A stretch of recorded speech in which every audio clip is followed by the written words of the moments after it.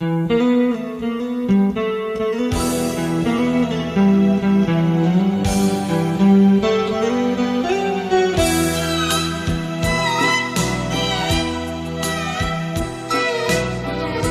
นดินถิ่นไกลเลือตาอยู่สุดหน้าผายังมีดอกฟ้าแสนงามหากใครได้เห็นจะมัวหลงเฝ้าฝันพะวงลงติดตามสาวไอ้สาวงามงามเหลือใจงามจริงดังคำเข้าทรง